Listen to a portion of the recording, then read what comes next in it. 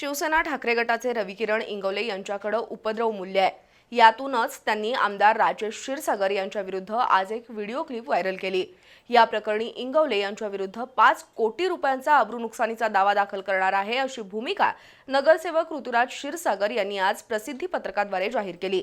तसंच हा व्हिडिओ प्रसारित करण्यात आमदार सतेज पाटील यांचाच हात असल्याचा आरोपही त्यांनी केलाय।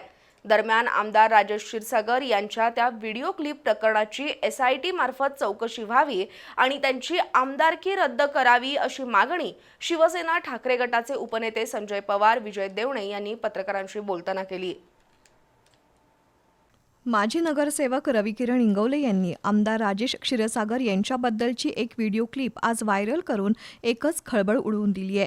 त्यानंतर नगरसेवक ऋतुराज क्षीरसागर यांनी एका प्रसिद्धी पत्रकाद्वारे इंगवले यांना उत्तर दिलंय। इंगवले स्वतःला खूप शहाणा समजतो, पण तो स्वतःच एक ब्लॅकमेलर आहे। माझा कॅसिनो व्हिडिओ व्हायरल करण्यापूर्वी त्यांनी एका व्यक्तीकडून आमच्याकडे पैशाची मागणी केली होती, पण पैसे दिले नसल्यानं त्यांनी व्हिडिओ व्हायरल केला। आमदार क्षीरसागर यांच्याबद्दलचा व्हिडिओ बनावट आहे। त्यातून क्षीरसागर कुटुंबियांच्या बदनामीबद्दल इंगवले यांच्या विरोधात 5 कोटी रुपयांचा अब्रू नुकसानीचा दावा दाखल करणार आहे असं ऋतुराज क्षीरसागर यांनी स्पष्ट केलंय। तसंच हा व्हिडिओ प्रसारित करण्यामागे आमदार सतेज पाटील यांचाच हात आहे। त्यांनी महापालिका निवडणूक प्रचाराच्या शेवटच्या दिवशी हा व्हिडिओ प्रसिद्ध करून मुख्यमंत्र्यांकडे चौकशीची मागणी केली होती, पण त्याही वेळी आमदार क्षीरसागर यांना क्लीन चिट मिळाली होती असं ऋतुराज क्षीरसागर यांनी प्रसिद्धी पत्रकात नमूद केलंय।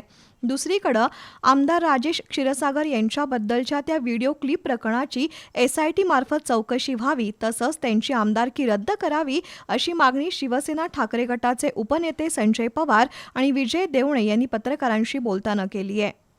आज शिवसेना उद्धव बाळासाहेब ठाकरे पक्षाच्या वतीने महाराष्ट्र राज्यपाल, माननीय मुख्यमंत्री, माननीय आदित्य साहेब आणि माननीय अध्यक्ष नार्वेकर साहेब यांना आम्ही मेल केलेले आहेत की हा जो व्हिडिओ व्हायरल झाला आहे त्याची SIT मार्फत चौकशी करा। गृह खातं तुमच्याकडे आहे आणि ह्या चौकशीमध्ये खरोखर जर आढळलं की नाही या लोकांनी 40 लाखचा व्यवहार केलेला आहे, प्रशांत कोण, राहुल कोण 2% वाला हे खरं असेल तर त्यांची आमदारकी रद्द करण्यासंदर्भात आम्ही विनंती केलेली आहे।